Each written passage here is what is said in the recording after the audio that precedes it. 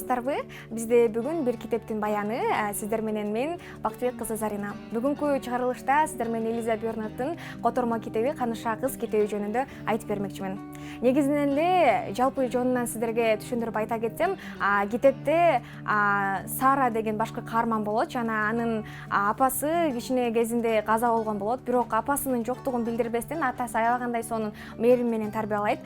Бул Индия өлкөсүндө болот жана буну Англияга окууга жөнөтүшү керек болот. Жана ошондой эле Саранын жашоосундагы өзгөрүштөрдүн бардыгы ошол Англияга келгенден кийинки учурдан башталат. Ал жердеги мектепте атасы кызын таштап кетүүсү керек болот.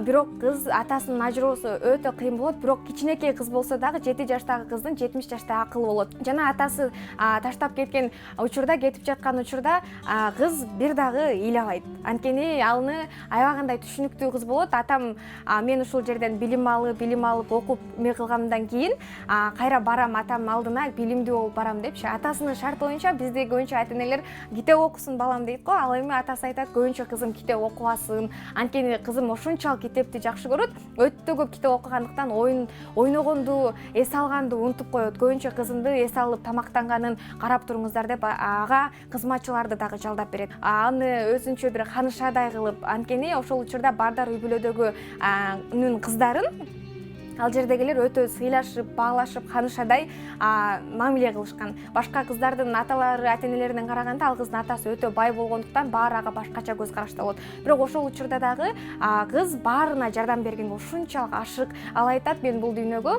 адамдарга жакшылык кылыш үчүн, адамдарга жашоосуна жарык бериш үчүн келгенмин депчи. Өтө кичинекей болсо дагы көп нерсени түшүнгөн болот.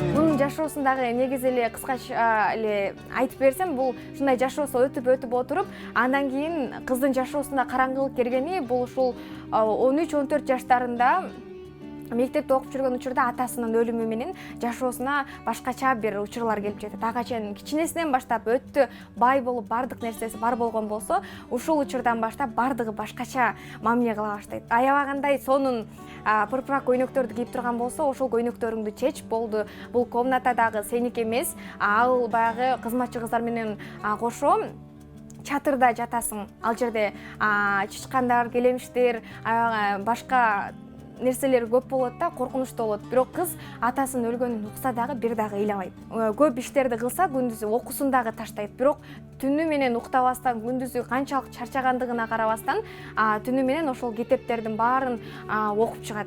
Окуш үчүн да зорго сурап атып, ошол жерден уруксат алган. Түнү китептерди окусам болобу деп. Жана аябагандай илимдүү, билимдүү болгондугуна байланыштуу өзүнүн кичинекей башталгыч класстагы француз тилинен сабак бере баштайт.